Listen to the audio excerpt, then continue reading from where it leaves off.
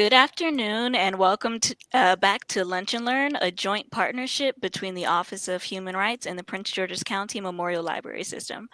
I am Tiana Davis, the Outreach Specialist with the Prince George's County Office of Human Rights, the county's civil and human rights education and enforcement agency. With me as co-hosts today are Kyla Hannington, also from the Office of Human Rights, and Dr. Audrey Lau, the Adult and Senior Services Specialist with the library. We are so excited to be back with new guests teaching us about their passions and helping us create opportunities to build understanding across diverse peoples. We are honored to have been joined by such incredible guests last year, and we are excited today to introduce you to our first Lunch and Learn guest for the Winter Spring series, Commander John B. Herrington. Commander Herrington is a retired naval aviator, test pilot, aquanaut, and astronaut.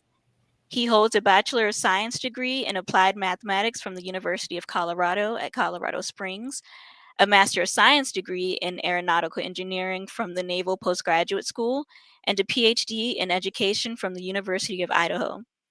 As an aviator, he has flown over 5,000 hours in more than 30 different types of aircraft.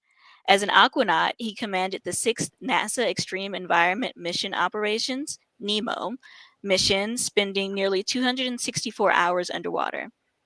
As an enrolled citizen of the Chickasaw Nation in Oklahoma, NASA considers Commander Herrington to be the first citizen of a federally recognized tribe to fly in space.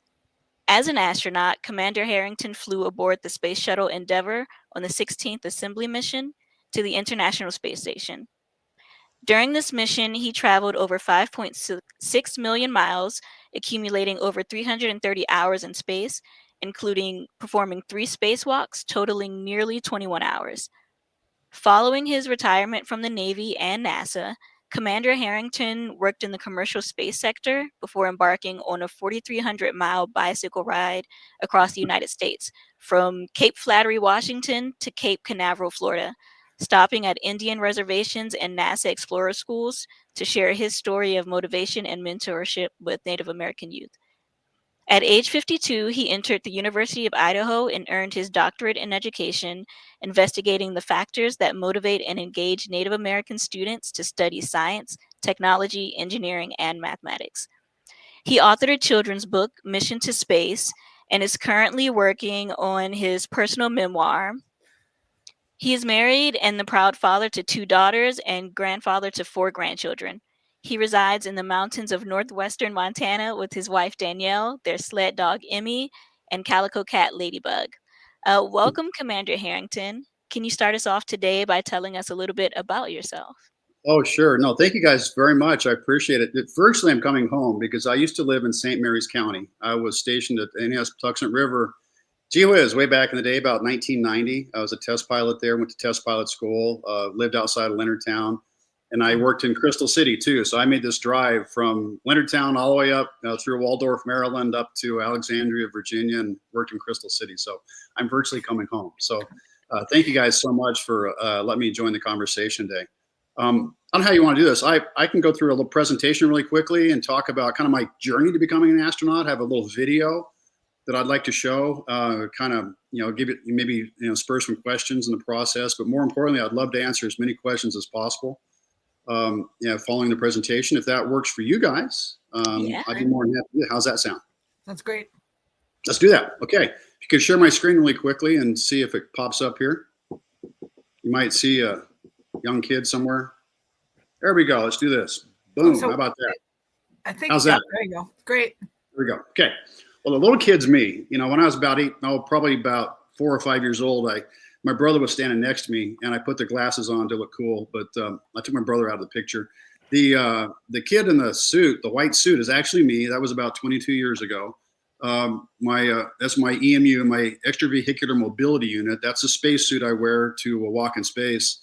And I signed that picture for kid one day, and he goes, "That's not you. That guy's really young." So there's the little bit of older me right there. And now this is me and my sled dog, Emmy, here in the mountains, Montana. She has one blue eye and one brown eye, and she's sitting over there on the couch somewhere. So we live in the mountains of Montana. Great place to live. I'm going to show you a really quick video of kind of explains what I did in space, and then I'll follow up with a few other slides, and then we'll do some Q&A. Let's see if this works.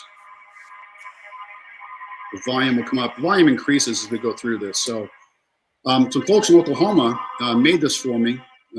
Gee whiz, probably about 15 years ago. They did great job. Talks about where I came from. My commission as an officer in the United States Navy through Officer Candidate School, way back in March of 1984. I was designated Naval Aviator in March of '85. My wings of gold. Went on to fly at NASA in November of 2002 to the International Space Station aboard the Space Shuttle Endeavour.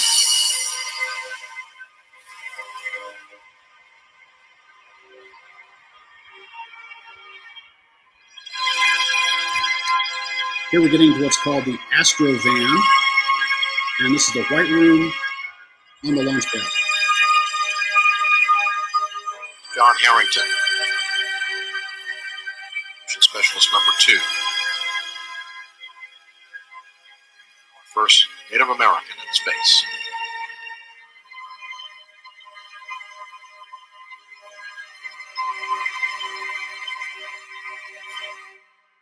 Go for main engine speed.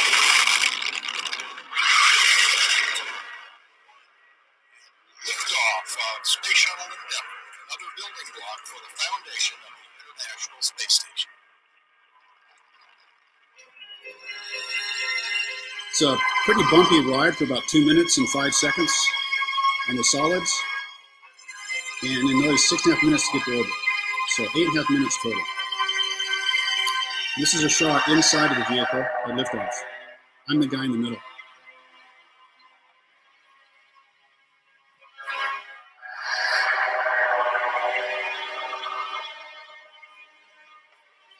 From the middeck of Endeavour, Mission Specialist John Herrington, and joined just out of the field of view by Mike Lopez Alegria, his spacewalk partner for this flight, as they are in the midst of their work to check out the extravehicular mobility units, the space suits that they will wear.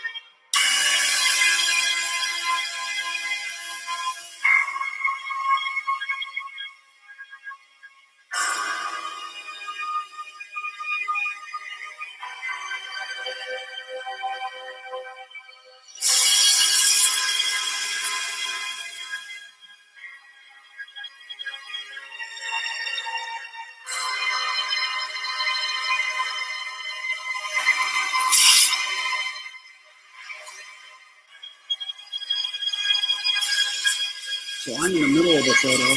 Mike is in the lower right.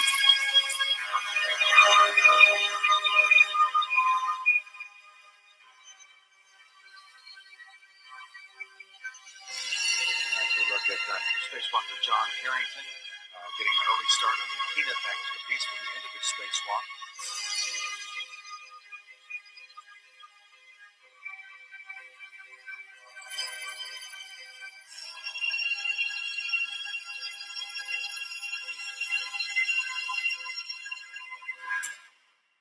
That's a view you don't see every day.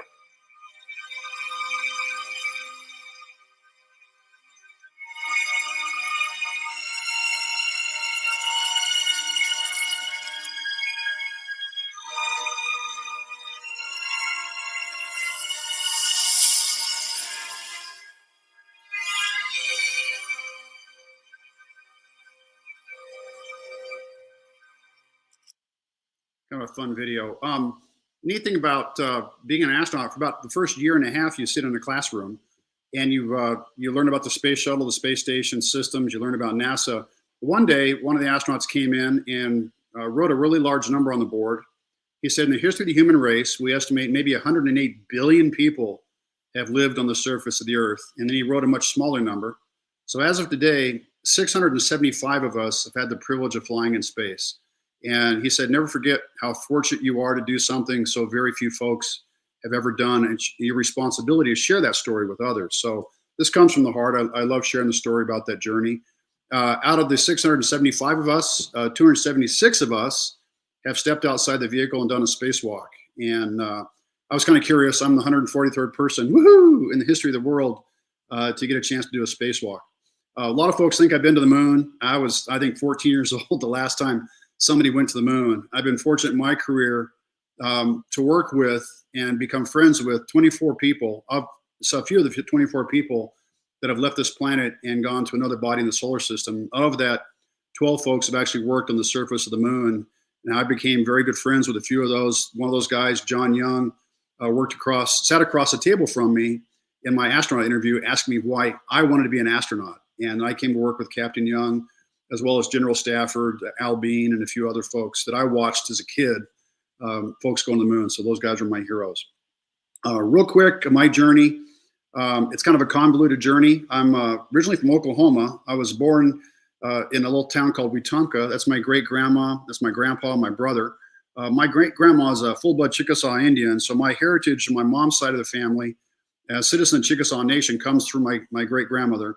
I didn't grow up in Oklahoma though. I moved a lot as a kid. We moved a lot actually, about 14 times by the time I got out of high school.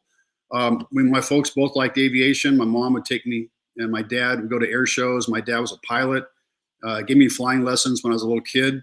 I took for granted the fact that I got a chance to do that. I also shot off rockets back in the 60s. I'm the little kid on the left. Between my dad and I, there's a rocket, and it's got a payload on that rocket. And I used to stick beetles in the payloads of those rockets and launch them to see what would happen. And never hurt the beetle, just being curious, curious young kid. Went to high school in Plano, Texas. That's probably the last time I moved before I graduated. Moved back to Colorado, started at the University of Colorado in 1976 with the idea of being a forest ranger. My hair was a little bit longer. I didn't like being in school though. Matter of fact, I spent probably most of my first year learning how to rock climb. Two guys taught me how to rock climb.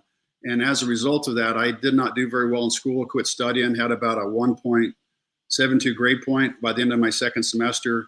And I was working part-time, going to school, I was working full-time, going to school part-time.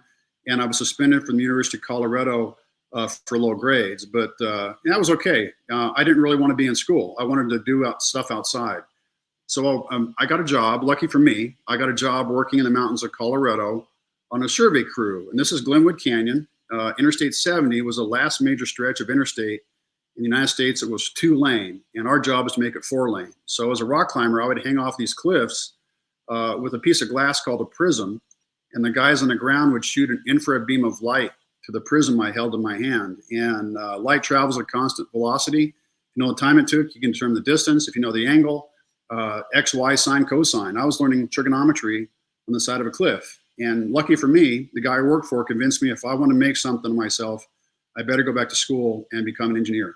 And I listened.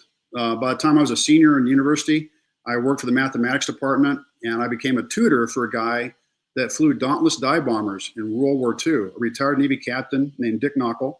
And Captain Knockel convinced me if I wanted to have an exciting career, I should join the Navy. And so I did. I joined the Navy in 1983.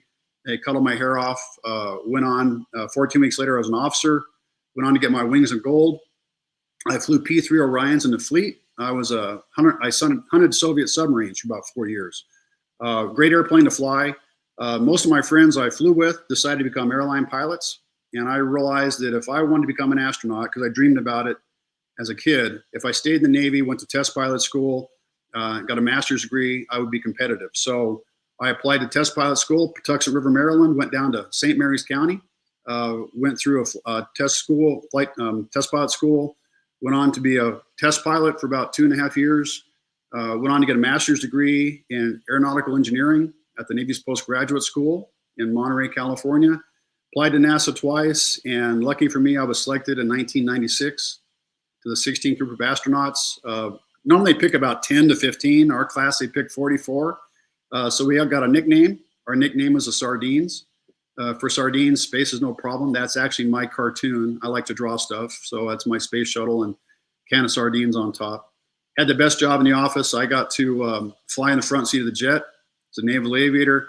But I got a chance to walk in space. And so I did that for about 20 hours. Fabulous high point in my professional career. Every crew designs their own patch. I'm the crew artist. I designed that patch pretty quickly. The four of us, Jim Weatherby, Paul Lockhart, myself, Mike Lopez Alegria, took 3 people to space and brought 3 people home and installed a large truss on the outside of the space station. Fabulous experience. Great crew, the 4 of us. Actually 6 people in this photo because the suits Mike and I are wearing They weigh about 300 pounds apiece, and so they put a guy behind you to hold you up so you don't get hurt. Guy holding my nose was a Naval Aviator, a Marine aviator named Gus Loria, original pilot, but he couldn't fly with us due to a medical issue. So we went on to fly with an Air Force guy off of the launch pad in November 2002 to the space station. It takes 8.5 minutes to get to orbit. You go up and around the Earth. You orbit the Earth every 90 minutes at 17,500 miles an hour. It's a fabulous ride. It's just a great ride. This is up and over New Zealand, getting ready to dock for the space station. They took a photo of us. We took a photo of them, and we installed a truss just like the white panel you see on the left side. We installed one just like that on the right side. And let me see, probably one more photo. Get ready to go out on my first spacewalk, and stepping outside, and Mike took some fabulous photos of me. Fabulous experience. So I did that for about 14 days, came home after about 2 weeks, landed, came back to NASA, and mission after mine was Columbia. I lost 7 friends on Columbia, and I can tell that story. If you go ahead and I'll stop sharing the screen here. If we can bring back up, I'll kind of tell some stories about that, and then be happy to answer any questions that goes along with that. So let me stop sharing here. Yeah, I got it off. You're good. You got off? Okay. Yeah. I'm Can you going see to us? Okay. over. There you go. Okay. All right. So my mission went on for about 2 weeks. Came back, landed. Never felt so heavy. I couldn't stand up. I was nauseous. I think I was dehydrated. Ended up taking about a week to get used to being back on the Earth. The mission after mine was Columbia. I lost 7 friends on Columbia. 3 were my classmates. We didn't fly for about 2.5 years. I was assigned to a space station mission. I was going to fly with 2 Russians as a commander. So I was living in Russia and Moscow and back and forth. Got diagnosed with osteoporosis. Flight doctors at NASA said I'd break my back on the Russian spacecraft, and the Russians didn't care. They said, "John, you come back, rubber chicken. We don't care." But NASA cared, and so I came back to the office thinking I'd fly in the shuttle again, and we weren't flying the shuttle because of Columbia. And I got offered a really unique opportunity to go into commercial space world. I decided to do that in 2005, so I retired early. I was a captain in the Navy, but I retired early. And I kind of regretted it after I did it. We won the company I worked for won the same agreement that a company called SpaceX did. Rocket Plane Kistler and SpaceX won the Space Act agreement to demonstrate going to space station. Well, we were owned by a millionaire, not a billionaire. And we, no bucks, no Buck Rogers, right? So ended up getting terminated. Company got terminated, contract agreement did. And I decided what was I going to do? I'd left a really neat job as an astronaut. The commercial space world I went into, didn't pan out the way I thought it would. So I got on a bicycle. I rode a bike across the country and met some remarkable people along the way. Ended up getting invited to the University of Idaho to get a PhD, and I did. I went back working with a gentleman named Ed Galindo as a Yaqui Indian, and we worked a bunch of Native students in southern Idaho. Look at what motivates and engages Native kids, to study math and science. It's all about hands-on learning. It's working with your friends. It's being a collaborative learner, and I got earned a PhD out of that. Fortunately, my wife at the time was an author. She encouraged me to write a children's book called Mission to Space. I wrote the children's book. It's got some fun photos in it. We can talk about that if you have any questions on that. And then, unfortunately, she passed away from cancer about 7 years ago. And then I ended up, I was in Idaho at the time, so I decided to look for a house on a runway. I found one in Montana, just outside of Kalispell, about an hour from Glacier National Park, about an hour from Whitefish Mountain, and some really good skiing. So I moved up here about 3 years ago. I was in Washington, D.C. at the National Museum of the American Indian, which houses 2 items I flew in space, a eagle feather and a flute.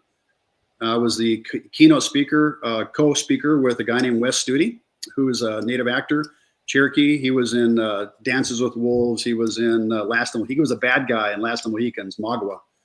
And so the lady that organized all that, Danielle Lotes, a citizen of the Cherokee Nation, I took a liking to her and vice versa. And we started dating, got married here about 5 miles north of our house here in Montana.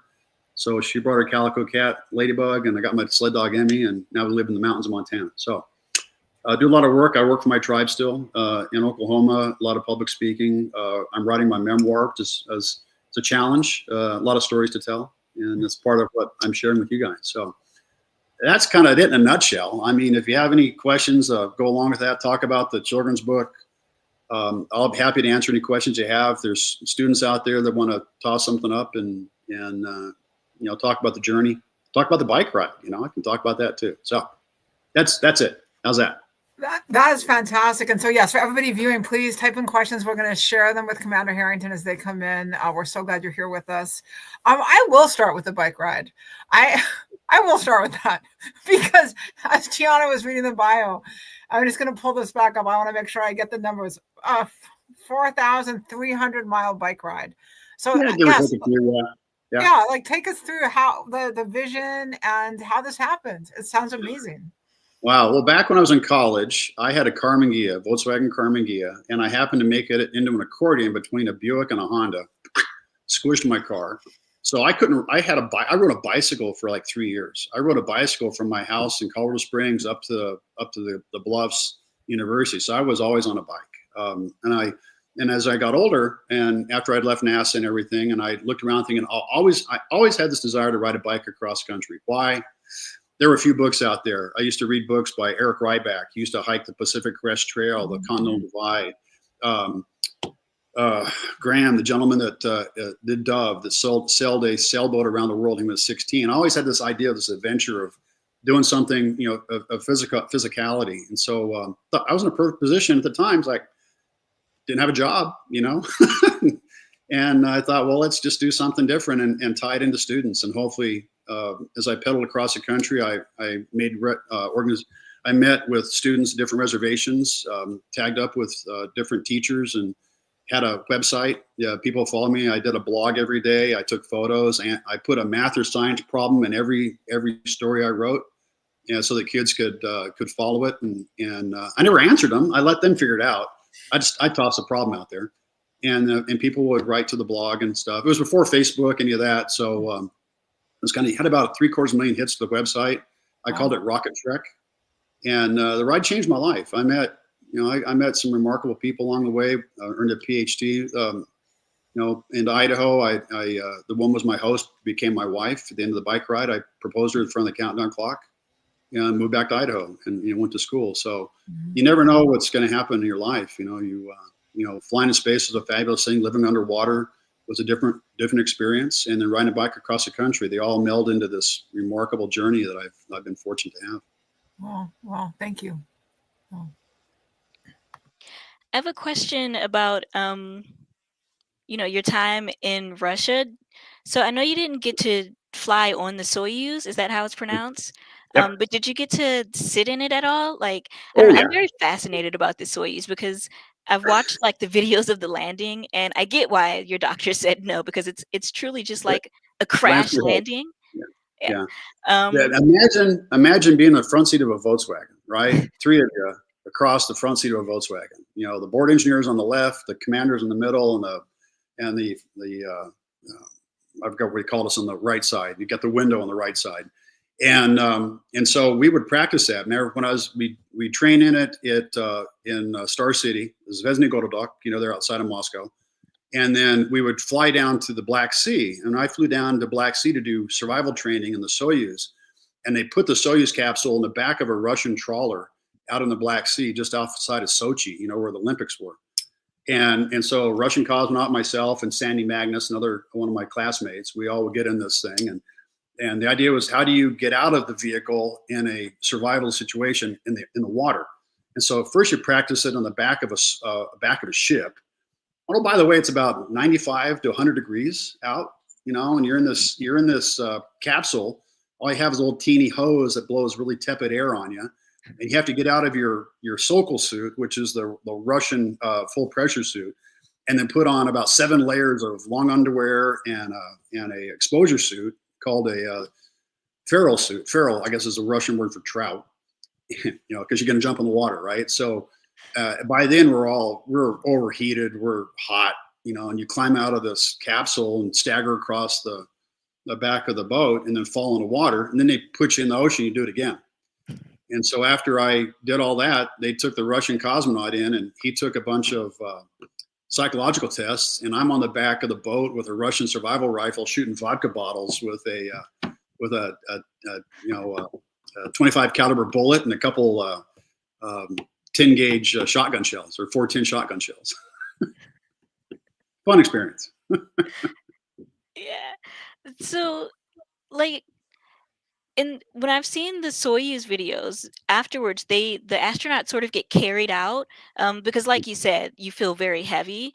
But I feel like after the space shuttle missions, they just had you guys walking out. What was that like, just walking after being in space for so long? Well, the folks you see on the Soyuz are coming back after about 6 months. They've been in Mm. space for a long, extended period of time. And what I'm told, the ride on the Soyuz is a pretty wild ride. You come back in, and some are more wild than others. Matter of fact, the crew we took to space, Ken Bowersox, Nick Boudin, and Don Pettit. Matter of fact, Don Pettit happens to be on board the space station right now on I think his third mission on the space station. And so they came back. They had a malfunction on the separation of the orbital module and the descent module on the Soyuz, and it caused it to go into what's called a ballistic reentry, which means it spins up and it pulls a lot of G's, maybe I think 8 to 9, maybe 10 G's, a lot of G's, and spinning, and it landed about 400 miles short of where we thought they were supposed to be. And so, we're this is a mission right after Columbia. And we thought we had lost another vehicle. We thought we'd lost a Russian vehicle because we couldn't communicate with them. We didn't know where they were. We did find them, but Don said, because a capsule lands, it falls over on its side, and then they had to set up all their communications. They had to crawl out of the vehicle, set up communications, and contact people. And Don said it was like he oozed out of the capsule, it was his words. And he said it was the first Mars dedicated test objective, because imagine going to Mars and being totally self-sufficient and having to long duration, 6 months to get there. And now you've landed, now you can't stand up, and now you have to set up all of your hardware and communicate. And that's what Don did. That's what that crew did. And it wasn't supposed to be that way, but they did it. And that's the guy that's on board space station right now. So pretty cramped, confined cockpit. The shuttle's much easier. And it's an airplane essentially coming back. And you only pull about a G1/2 on the turn to final, or they call it a heading alignment cone. It's a cone that's pointed at the spot you land, and you fly this descending, decelerating turn to final. And then when you touch down, like I said, I was still nauseous. I was dehydrated, so I couldn't stand up. Other folks can, I was just different. Not everybody can stand up when they come back from space.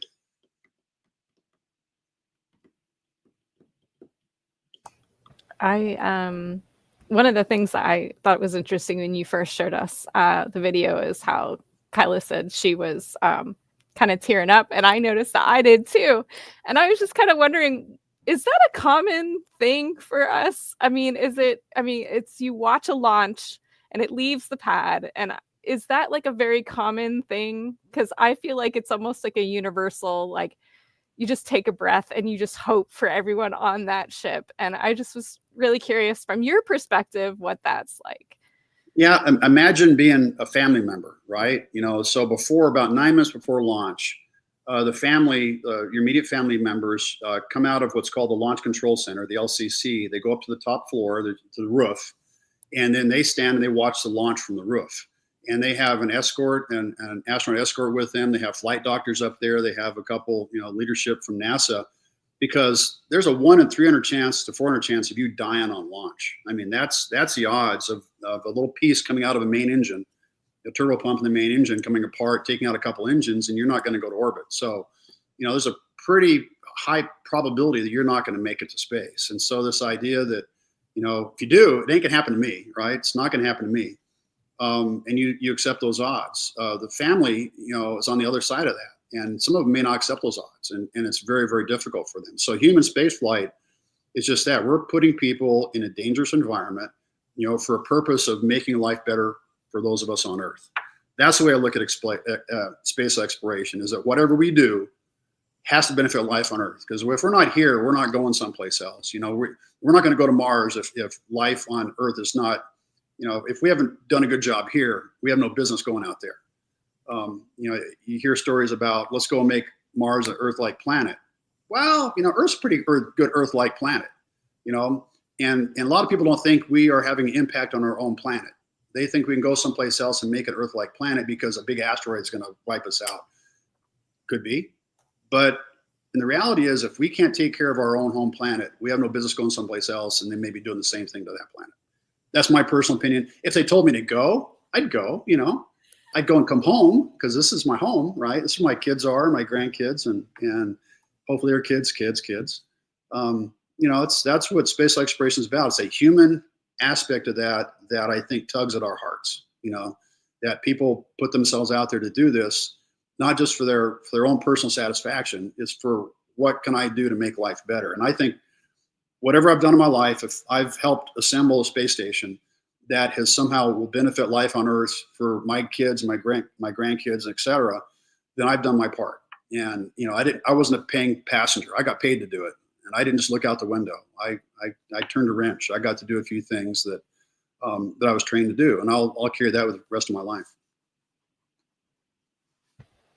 As you're talking, and I kept having to stop myself from interrupting other people because I just wanted to be like, do you ever say, John Herrington, this is your life? Does it ever just hit you, all of the just incredible things that you have experienced and get to do, in a really profound way? Because I'm feeling it and I'm not you.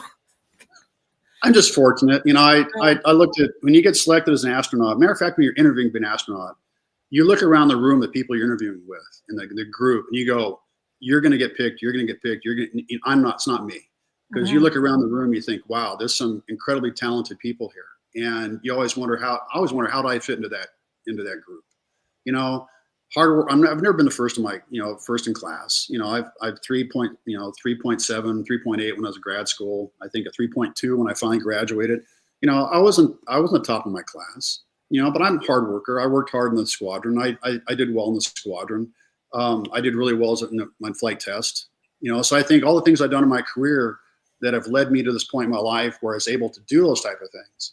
I consider myself very blessed. Matter of fact, when I interviewed, they said, why should I hire you? How are you different than anybody else that's come into this office to interview? And I said, that's a standard interview question, right? And I said, I'm a test pilot. I did well in squadron. I've got a master's degree, yada, yada, yada. Anybody else that I interviewed with essentially had the same background in my competitive category, the flight test engineering. And I thought, heck, my grandpa had a third grade education. He worked on diesel engines. He was a mechanic. He could take apart a diesel engine blindfolded and put it back together. My dad's a PhD in experience. He's always taught me how to work on stuff and how to tinker. I rebuild Volkswagens. I build decks. I like to work with my hands. And I said, I kid you not, I said, I think the space station's the ultimate construction program. I would love to turn a wrench in space. And they said, okay, thank you. And I walked out of the interview thinking that was the stupidest answer I could ever have given. It was corny, but it was from the heart. And I thought, well, I'm done. I'm not going to get selected. And lo and behold, a few months later, I get a call. And when I got down to NASA, in the classroom, that year and a half in the class, guy comes in who's a mission operations flight director. He said, how many of you guys work on your cars? I raised my hand and said, well, the space station is a construction program. I don't want to teach you how to turn a wrench. I want you to know how to do that. So you got a PhD, you got a master's degree, but if you're going to spacewalk, you're going to be a wrench turner. I got videos of me turning a wrench in space. So, maybe that stupid answer was a pretty good answer. I was just thinking of course we heard this and we know, and one of the things you're famous for is being the first Native American in space. And I was thinking the way, and when you were sharing in your presentation, you were talking about a sort of dropping out of school with a low GPA or being asked to take a break from university with this low GPA. I have a similar undergraduate experience to start with. And I was thinking that for people who either from a lack of representation, not seeing people from their communities, not seeing people who look like them in certain fields, or having personal journeys that are convoluted, that, we can feel, or people can feel like there isn't space for me here. And I think that you are so representative of making that space, creating that space. And so I was wondering, do you have words that you'd like to share for people who are watching, who are in that, who are maybe going through this journey where either they don't see themselves reflected or they think there's something about them, like about them personally, that is going to hold them back from being successful? Yeah, it's that I look back on it thinking, would I have done anything different? I did what I did. Some people can do it in 4 years. Get a 4.0, top of your class, boom. Not everybody can do that. Not everybody in the astronaut office is like that. I figured it out. At least I think I did. I may not have figured it out right out the gate, but I figured it out sometime later. And then I got into the Navy, and I realized that the Navy put me in a position where I had leadership responsibility, and I made decisions that for the benefit of my life and the safety of people that I flew with. So I looked at back as that, what are these things that happen in your life that lead you to a point that you may or may not want to get to? And if it wasn't for the people that came along the way, we would not be having this conversation, right? So if the guy I worked for in that canyon that owned that company, John Haley, if he didn't sit down with me one day with a cigar and a Tanqueray and tonic and say, hey, John, what are you gonna do when you grow up? I don't know what I would have done, but he planted the seed for me to make that decision. So for anybody else out there, you can't figure it out right away. You'll figure it out, but you got to make the right decisions, and you got to listen to people around you that are knocking on your head, say, you should think about doing this, and if you do, you never know where you're going to end up. And I know that there are those people in my life that came along and did that allowed me to make the decisions that took me to where I did. If you don't apply to be an astronaut, you won't be one. If you don't apply to be a test pilot, you won't be one. If you do apply, you might. And so if you don't, you won't. If you do, you might. That's great. I really want to get this back to Audrey and Tiana, but I will say that I've got a couple of questions from audience members and a couple of comments. So I'm just going to share quickly, and then Tiana and Audrey's back over to you. Krista's wondering if you keep in touch with fellow astronauts with whom you were in space, because you went through such a unique experience together. Oh yeah. Paul Lockhart, my pilot, he's from Texas. He went to Texas Tech. He's a Red Raider. He calls me up and plays ZZ Top on the radio, because that was my wake up music, was ZZ Top. Good friends. We had a reunion a couple of years ago for my crew. A few of my crew were able to make it. Matter of fact, Mike LA, the guy I spacewalked with, he's flown twice with a bunch of billionaires. He works for Axiom, so he's gone on the Dragon capsule, and he's flown, paying passengers to the space station. Peggy Whitson, the lady we brought back from space, my classmate, she's done the same thing as well. We cross paths here and there. Rex Walheim, one of my classmates, works for, I think, Blue Origin now. We came here and rode bikes in the mountains and climbed to the top of Going to the Sun Road and Glacier. So yeah, there's the thing that I miss most about the astronaut office is I don't miss the work. I mean, that's a lot of it's tough. I miss the camaraderie. I miss the shared, that shared common nature of what you're doing and why you're doing it. You're not doing it for a profit. You're not doing it because, you're going to make a lot of money out of it. You're doing it because there's a purpose behind it. And I think working with people who have that mindset, I miss that. When you step in the commercial world, it's a different game. It's a different mindset. And I do miss that about the military. I miss that about working at NASA. And NASA's not a military organization either. It's a civilian organization, run by civilians, but has a common purpose. And I like to see that common purpose continue. And then we have one of our regular viewers here with Lunch and Learn is sharing that she's working with the NASA Stella program to create sensors for her students that will be used in research projects. And she has a dream that these will be included on a mission one day. What type of sensors? Pardon me? What type of sensors are they working on? Dr. White, hopefully you can answer that in the chat. What kind of sensors are you working on? And then there is a question that is harder to share because it takes up a few spaces. So I'm just going to try and summarize. We have a student from Prince George's Community College who's asking a question. She's interested, or they're interested in cultural preservation and history, and is wondering how to better interact with their Indigenous brothers and sisters, wanting to really connect more authentically, and is just wondering how to better make those real life connections. That's a great question. It's the idea of you make that connection, ask the questions, tell us your story.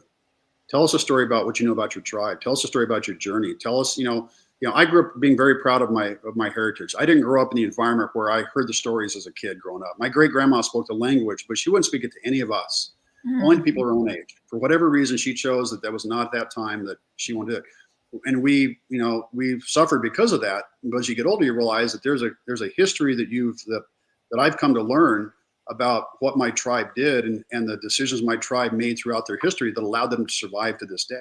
We're still here. We haven't gone anywhere. We're not, maybe the stereotypical ride the horse, war bonnet going across the plains, people that build mounds, people that built, remarkable civilizations in the United States, that rivaled this, the city of Philadelphia, Cahokia, Illinois, Moundville, Alabama, places where my ancestors came from. They made the right decisions that ensured their survival. So I'd say if you want to get that connection, ask the questions. Tell us about where you are, where you're from, what's the history you have, because there's a huge history of Native Americans that is not in history books. A lot of folks don't know that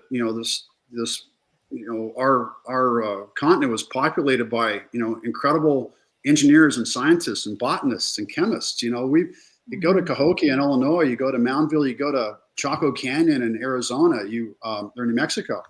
You look at these structures that our ancestors built, without Western technology, Western tools, those type of things. And those structures exist to this day. So Native people, it's in your DNA, man. It's in your DNA.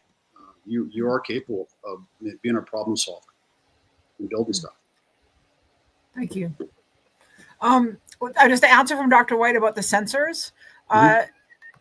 She says light, color, and humidity for different projects, light and color sensors for looking at weather and vegetation, and humidity for indoor gardens and 3D print studios. That's a good one. Guys, I was curious because when we were in Nemo underwater, we actually had these little moats where we measured humidity temperature sensors, and we placed them around the habitat. We're 60 feet underwater in a very humid environment, and we were looking at the amount of humidity, measuring it. These little teeny remote sensors you could place all around and measure different places within the habitat. And the engineer, Tara Rutley, that we had underwater with us, that was one of her projects. And so we did that, and we wore silver biocide clothing to see it and measured the amount of, we'd swab these things and measure the amount of growth that came off the clothing. And it was minimal on the silver biocide stuff, and it was really gross on the stuff that wasn't, so it's fun. Just neat stuff. I wanted to ask a question, or I have a couple of questions about your children's book, but this photo in particular, Sure. is this like after you guys lifted off? No, it's weird. Before I flew, NASA said, "Hey, John, who do you want to sing at your launch?" And I went, "What? Who sings at a launch? I've never heard of that." Well, they wanted to honor my heritage. They want to honor my heritage by having a celebration at Rocket Garden at the Kennedy Space Center Visitor Center.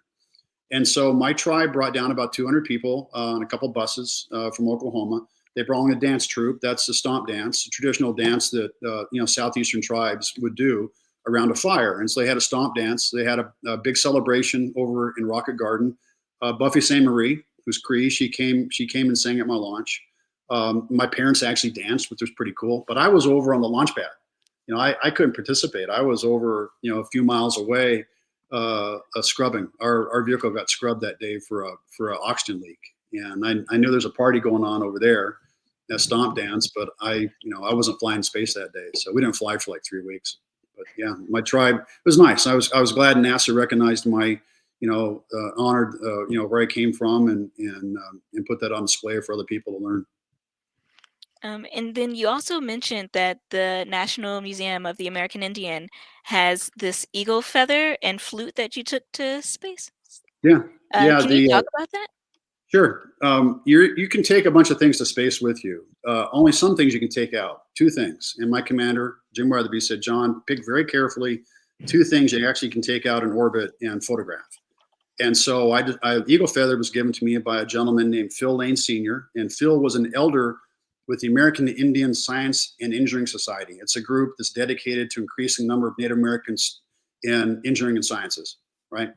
And I was on the board. I was on the board for ASIS, and Phil was one of the elders. And as a matter of fact, his wife was Chickasaw Bo, And so he gave me that eagle feather. The very first time he met me, he gave me a little eagle feather. He said, because I hadn't flown yet, he said, "John, you're a little astronaut. Here's a little feather." But before I flew, he gave me that beautiful eagle feather, beaded Mother Earth and Father Sky, and the colors of all the people of the world.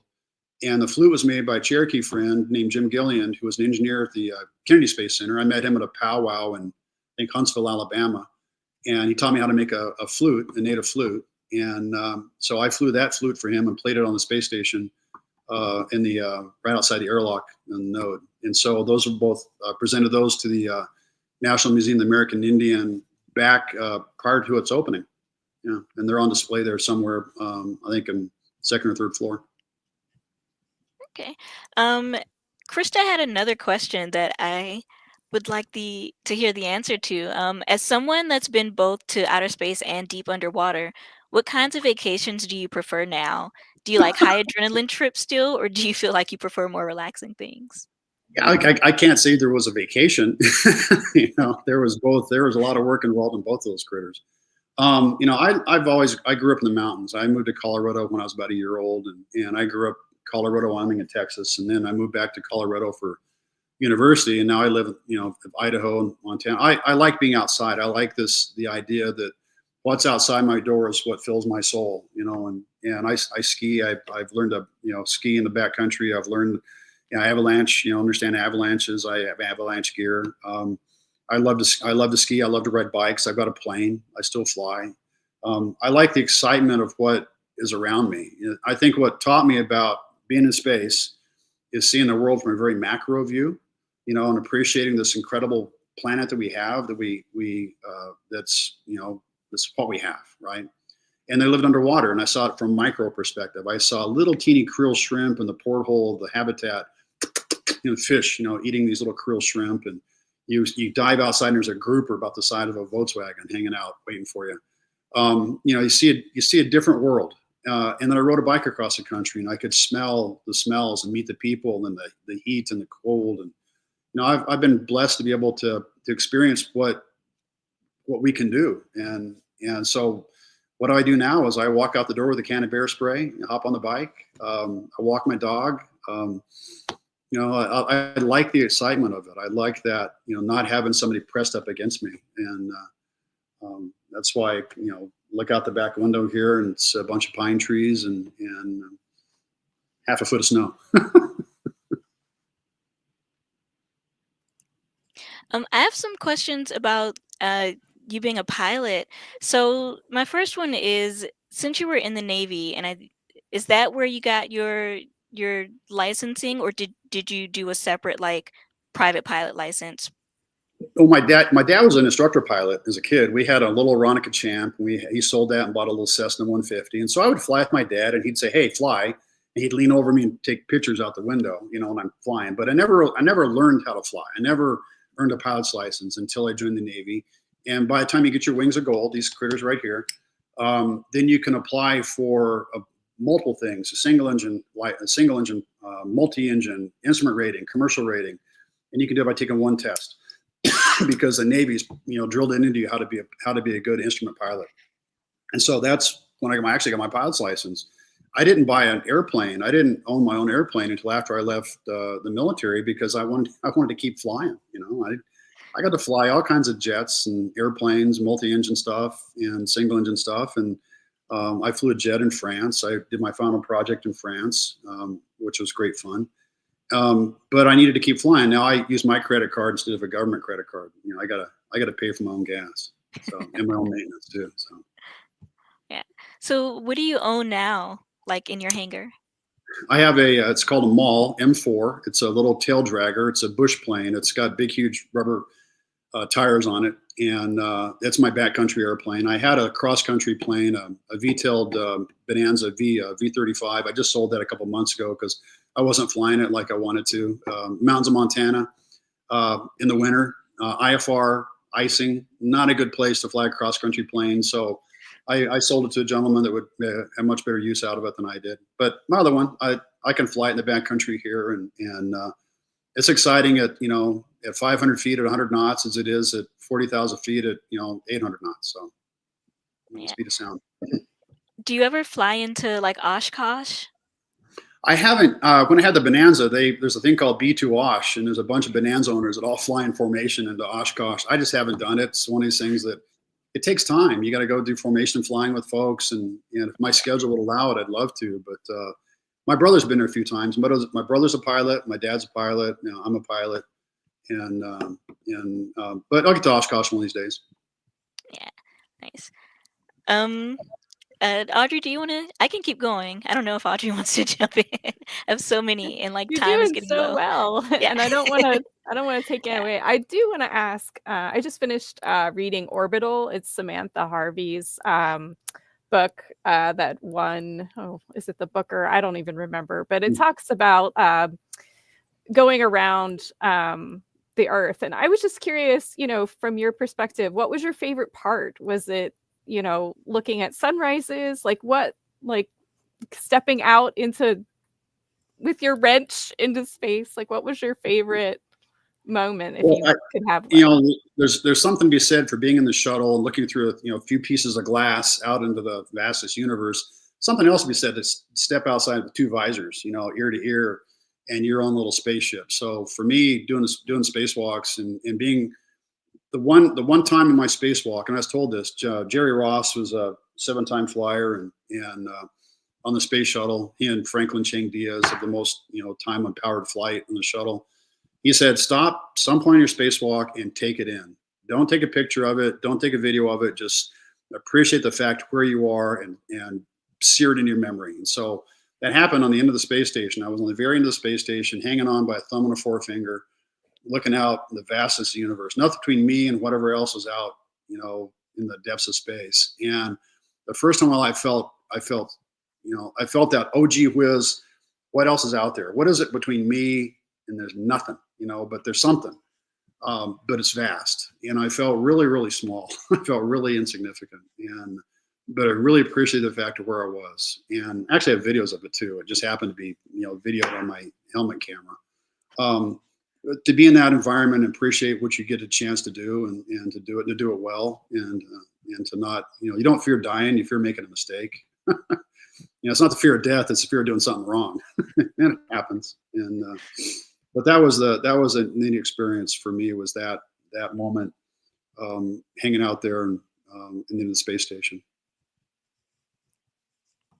Do you think your wife and kids will ever go up there? Have they shown interest? Oh, they've shown interest. Oh, it's a matter of interest. My kids, they're not into math and science. That's not what they're both creative. My oldest daughter is a graphic artist. My other daughter owns her own salon. She wanted to become a cosmetologist, and she's booked out like 3 or 4 months. I mean, she's got a great business, and that's what she loves to do. Now, it's not about the math. It's not about being an engineer. It's about being creative. And I think that's a neat thing is what did Einstein say? Art is science. I think there's some quote he had about, there's a connection between art and science, and my kids found what their creative bent was, and that's what they do. I hope some point in the distant future, let me say distant future, in the near future, that people have the opportunity to utilize space as a point to point, rather than, going up and floating for 4 minutes and being weightless. It's like, can I take off from New York and go to Paris and get there in a matter of minutes rather than a matter of hours? This idea of point to point package delivery, when it positively has to be there yesterday, you can do that. You could do that. If we build a suborbital vehicles that carries passengers in that manner, not just up, let them float for 4 minutes of weightlessness, but let them get somewhere. That's where I'd like to see happen, rather than going up and just looking out the window and orbiting the Earth, 60 orbits a day, 60 sunrises and sunsets, 90 minutes every orbit. It's fabulous. It's beautiful. It's what's the purpose behind it? How's it going to benefit life on Earth? That's the important part. Yeah. Did you ever attend any career days for your kids?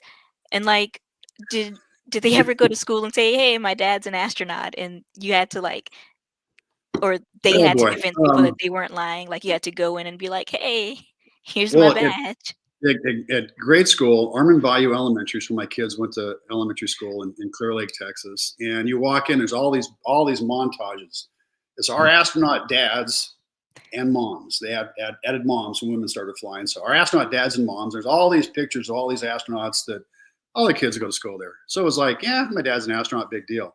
My kids moved to Colorado. My youngest daughter said, Dad, my 8th grade teacher, she's nuts. And I said, well, what's the matter? She goes, she's all about space, and she found out you're an astronaut. She wants you to come speak to class. And I said, well, Amanda, I said, there's not a lot of astronauts running around Colorado Springs. There's a few now, but I said, yeah, it's important to some people. And so I guess being close to it, to them, it wasn't, they didn't realize, maybe at the time they didn't realize that it was the unique